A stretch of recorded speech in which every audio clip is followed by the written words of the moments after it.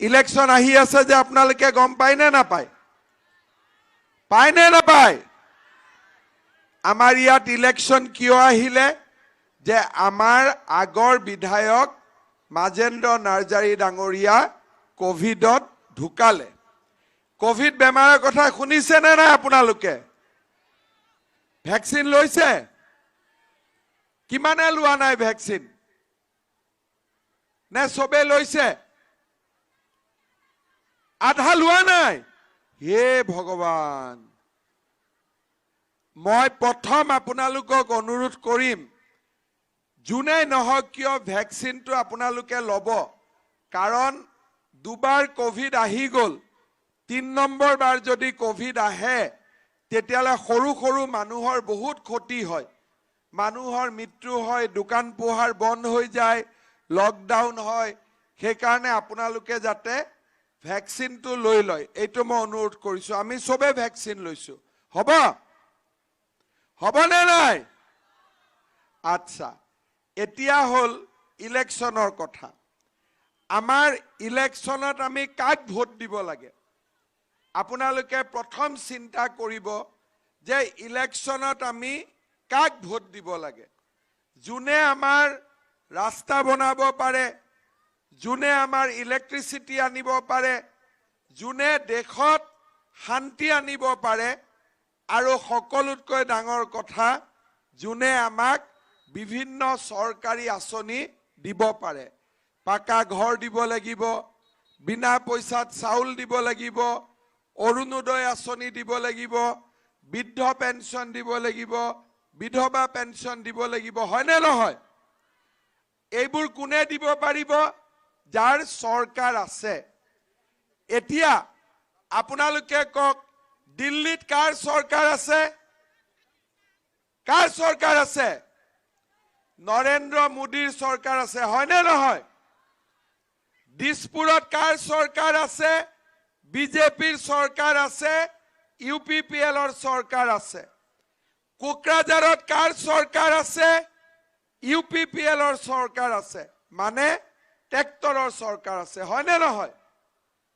যদি দিল্লীত UPPL BJP, দিছপুৰত ইউপিপিএল বিজেপি আৰু কোকৰাঝাৰতো ইউপিপিএল বিজেপি, তেতিয়ালে আমি কাক ভোট দিব লাগিব?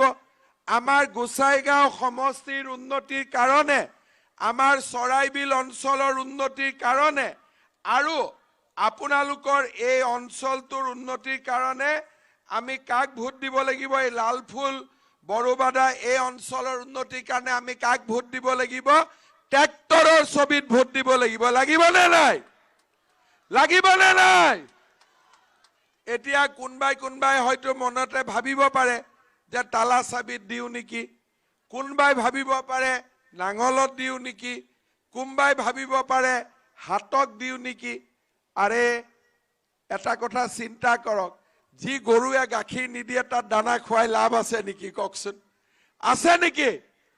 এতিয়া ট্ৰেক্টৰক যদি ভোট দিয়ে ডেইলি 26 লিটাৰ গাখীৰ ওলাব, আৰু যদি নাঙল হাত আৰু তালা চাবিত ভোট দিয়ে গাখীৰটো নোলায়, দানাহে খাই থাকিব, গাখীৰ তাখীৰ নোলাব। বুজি পালে নে নাই?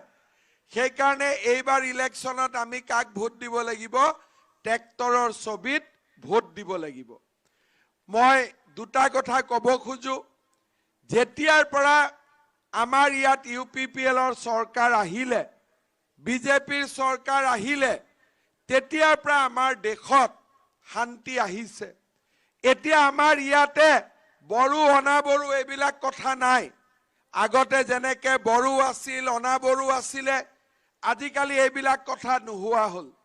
যিবিলাক এনডিএফবি জংগলত আছিলে তেওঁলোক ঘূৰি আহিলে, তাৰ পিছতো যি এনএলএফবি আছিলে, কিবা আছিলে, তেওঁলোকো ঘূৰি আহিলে। এতিয়া আৰু আমাৰ বড়োলেণ্ডত কোনো বন্দুক নাই, একো নাই, কোনো হুলস্থুল নাই। এতিয়া আমাৰ এই ৰাজ্য শান্তি ৰাজ্য হল। কেইদিনমান আগতে আমাৰ যিমান অনাবড়ো নেতা আছিলে তেওঁলোকেও বিজেপিত যোগদান কৰিলে, কাৰণ এতিয়া আমি সকলোৱে একেলগে থাকিব লাগিব। মই কেইদিনমান আগতে গোসাইগাঁৱত আহিছিলোঁ গোসাইগাঁৱৰ মই মিটিঙত কৈছো যে আমাৰ 87 90 আমাৰ যেতিয়া আদিবাসী লোকৰ লগত কাজিয়া হৈছিলে বিভিন্ন জায়গাত বহুত লোকৰ ঘৰ ভাঙি গৈছিলে বহুত লোকৰ মৃত্যু হৈছিলে মই আমি আপোনালোকক কথা দিছো যে সেই সময়ত মৃত্যু হোৱা লোকসকলৰ পৰা ঘৰ ভাঙা প্ৰত্যেক ঘৰ পৰিয়ালক আমি নতুনকৈ ঘৰৰ পৰা টকা পইচাৰ পৰা আমি সকলো সহায় কৰিম যাতে সকলো আমাৰ আদিবাসী ভাই বন্ধু শান্তিত থাকিব পাৰে শ্ৰদ্ধা ৰাইজ আপোনালোকক মই দুআষাৰ কথা ক'ব খুজিছো অসমত আমাৰ বিজেপি চৰকাৰ আহিলে শাসনত আমি চৰকাৰ আহোতে কি কৈছিলো যে 1 লাখ লৰা ছোৱালীক আমি চৰকাৰী চাকৰি দিম এই 1 লাখ চাকৰি 25,000 চাকৰি ওলাব ক'ত পুলিচত চাকৰি ওলাব হেলথ ডিপাৰ্টমেন্টত চাকৰি ওলাব টোটাল 1 লাখ চাকৰি ওলাব আৰু 1 বছৰত আমি 1 লাখ চাকৰি দিম আৰু মই আপোনালোকক কথা দিছো 1 টকাও কোনেও ঘোষ খাব নোলোৱাকৈ আমি পুৰা 1 লাখ দুখীয়া লৰা ছোৱালীক চৰকাৰী চাকৰি আমি দিম আমাৰ মাসকল ইয়াত বহি আছে আজি মোক ইয়াত আহোঁতে ধুনীয়া সান্থালী গামোচা দিছে আগতে সেউজীয়া আছিলে এইবাৰ ৰঙা আহিছে ভাল লাগিছে কাৰণে মই পিন্ধি আছো হয়নে মা আচ্ছা আমাৰ মাসকলক দুটা কাম কৰিব লাগে এটা হল যে আমাৰ যি অৰুণোদয় আঁচনি আছে ইলেকশ্যনৰ আগত আমি কৈছিলো যে আমি অৰুণোদয় আঁচনি সকলো দুখীয়া মানুহক দিয়াৰ ব্যৱস্থা কৰিম গোসাইগাঁও সমষ্টিত আমি 17,000 পৰিয়ালক অৰুণোদয় আঁচনি আমি দিছো কিন্তু এতিয়াও বহুত দুখীয়া মানুহে অৰুণোদয় আঁচনি পোৱা নাই আজিৰ সভাতে মই আপোনালোকক কৈছো যে ইলেকশ্যন হৈ যোৱাৰ পিছত এই গোসাইগাঁও সমষ্টি চৰাইবিল জমদুৱাৰকে ধৰি আপোনালোকৰ আৰু 7,000 পৰিয়ালক আমি অৰুণোদয় আঁচনি দিয়াৰ ব্যৱস্থা কৰিম দুখীয়া মানুহে অৰুণোদয় পাব আগতে পাইছিল 830 টকা এতিয়া আমি অৰুণোদয় কৰিলো 1,000 টকা আৰু প্ৰত্যেক বছৰে অৰুণোদয় আঁচনি বাঢ়ি গৈ থাকিব আজি 1200 কালি 1400 পৰখি 1500 এনেকে প্ৰত্যেক বছৰত অৰুণোদয় আঁচনি বাঢ়ি গৈ থাকিব তাৰ পিছত ইলেকশ্যনৰ আগত মই কি কৈছিলো যে যিবিলাক আমাৰ মায়ে বেংকৰ পৰা সুতত টকা লৈছে বন্ধন বেংকৰ পৰা সুতত টকা লৈছে এই টকা লোৱাটো আমি আপোনালোকক ৰেহাই কৰি দিম এই টকাবিলাক আমি ঘূৰাই দিম নৱেম্বৰ মাহৰ পৰা বন্ধনত যি লোন আছিলে কিবা আছিলে এই লোনবিলাক চৰকাৰে ঘূৰাই দিব আপোনালোকে আৰু চিন্তা কৰিব নালাগে খালি যিবিলাকে বেংকত ভৱিষ্যতে লোন ল'ব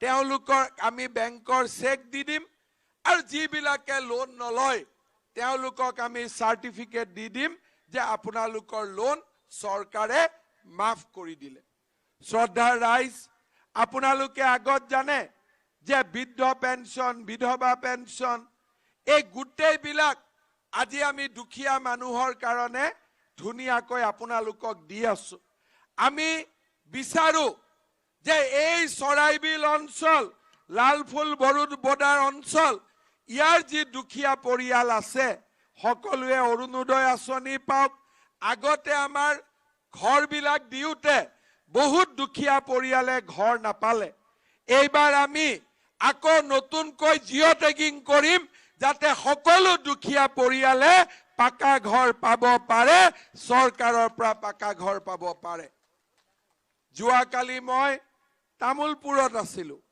তামুলপুৰত মই মানুহক সুধিছিলো যে আমাৰ ইয়াত যি ৰেচনৰ কাৰ্ড আছে আপোনালোকে পুৰা ৰেচনৰ চাউল পায় নে নাপায় তেতিয়া মানুহে কৈছে আমি পুৰা নাপাওঁ দোকানীয়ে কাটি ৰাখে বুলি ইয়াতো কাটি ৰাখে নেকি চাউল কাটি ৰাখে নেকি ৰাখে নে নাৰাখে ৰাখে এইবাৰ আমি ঠিক কৰিছো যে এই ইলেকশ্যনৰ পিছত আমি সকলো কামত লাগি যাম যাতে দুখীয়া মানুহে গাই প্ৰতি 5 কেজি চাউল পাব পাৰে কোনেও যাতে 1 কেজি চাউলো কাটিব নোৱাৰে তাৰ বাবে আমি ব্যৱস্থা লম শ্ৰদ্ধা ৰাইজ আমাৰ গোসাইগাঁও সমষ্টিত এটা ডাঙৰ সমস্যা হল ইলেক্ট্ৰিচিটিৰ সমস্যা গোসাইগাঁৱত মই যোৱা কেইদিনমানত 3-4 দিন আহিছো আৰু যেই দিনে আহিছো মানুহে মোক কৈছে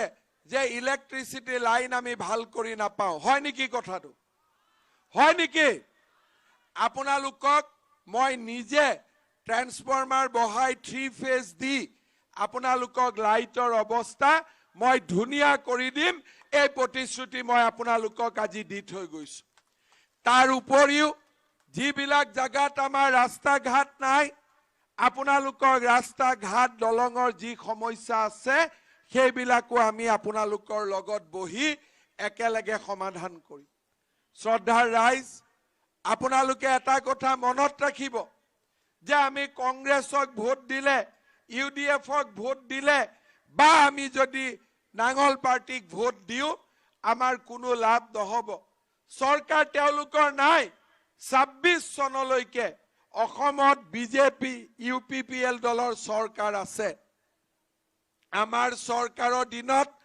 আমি দুখীয়া মানুহক অৰুণোদয়ৰ পৰা বিনামূলীয়া চাউলৰ পৰা দুখীয়া মানুহৰ জীৱনলৈ পৰিৱৰ্তন আনিবৰ বাবে আমি কাম কৰিছো বড়ো অনাবড়ো এই সকলোবিলাকক একলগ কৰি আমি শান্তি আৰু সম্প্ৰীতিৰ এক নতুন পৰিবেশ ৰচনা কৰিছো আমি একেলগে হাতত হাত ধৰি আমি উন্নতি কৰিব খুজিছো দুখীয়া লৰাক কোনো টকা পইচা খৰচ নকৰাকৈ সৰকাৰি চাকৰি আমাৰ গাঁৱৰ ৰাস্তা আমাৰ গাঁৱৰ ইলেক্ট্ৰিচিটি এই গুটেই কামবিলাক আমি ৰাইজক লগত লৈ কৰিব খুজিছো শ্ৰদ্ধাৰ ৰাইজ আপোনালোকে এটা কথা মনত ৰাখিব যে এই বাই ইলেকশ্যনে গোসাইগাঁও সমষ্টিৰ উন্নয়নৰ এটা নতুন পৰিবেশ ৰচনা কৰিব পাৰে যোৱাকালি 17 তাৰিখে মই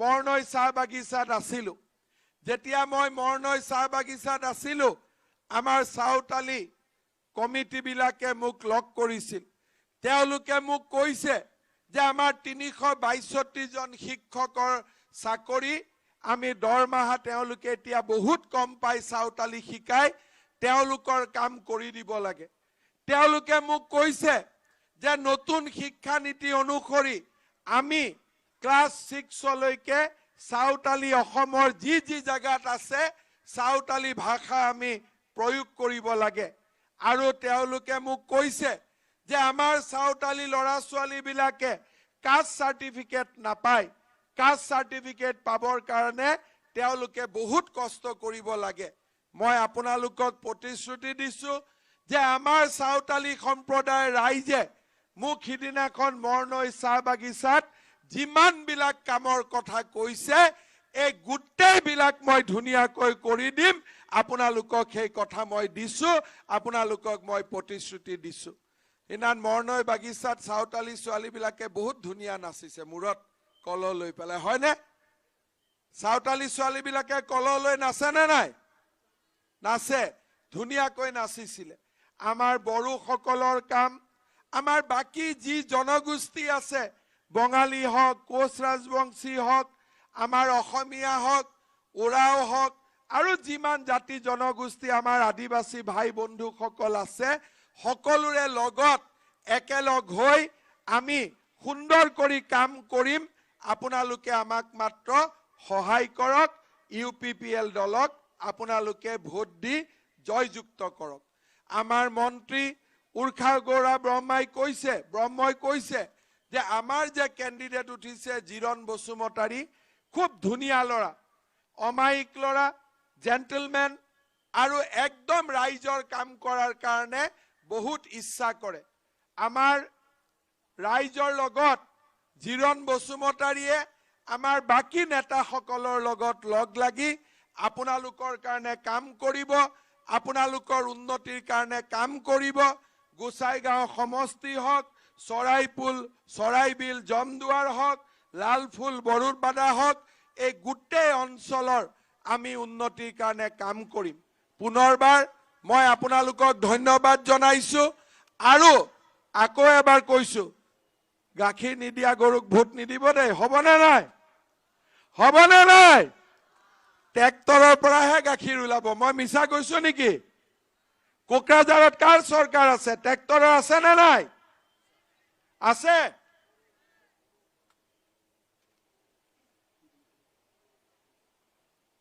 আৰু এবাৰ আপোনালোকে এটা কথা মনত ৰাখিব যে কোকৰাঝাৰত ট্ৰেক্টৰৰ চৰকাৰ আছে।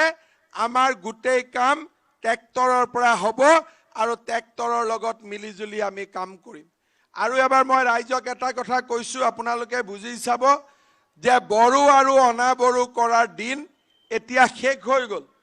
এতিয়া বড়োৰ হাততো বন্দুক নাই, অনা বড়োৰ হাততো বন্দুক নাই। চবৰ হাতত কলম আছে, কাগজ আছে। পঢ়িব লাগে, ভাল শিক্ষা ল'ব লাগে, ৰাস্তা ঘাট বনাব লাগে আৰু আমি উন্নতি কৰিব লাগে। সেইকাৰণে মই সকলোকে অনুৰোধ কৰিম, এতিয়া যাতে কোনেও আৰু বড়ো অনা বড়ো এই কথাবিলাক আলোচনা নকৰি আমি BTR বাসী হিচাপে, এখন দেশৰে এখন নাগৰিক হিচাপে আমি যাতে কাম কৰোঁ। আদিবাসী, বড়ো, বঙালী, হিন্দু, অসমীয়া, কোচ ৰাজবংশী, সকল গোৰ্খা সকলোৱে লগ লাগি আমি এই BTCৰ উন্নয়নৰ বাবে একেলগে কাম কৰিম। হ'ব? মই ঠিক কৈছো নে নাই? ঠিক কৈছো? ঠিক কৈছো? তেতিয়ালে মোৰ লগত একেলগে ক'ব, প্ৰমোদ বড়ো, প্ৰমোদ বড়ো, UPPL, UPPL, জিৰণ বসুমতাৰী। বহুত বহুত ধন্যবাদ।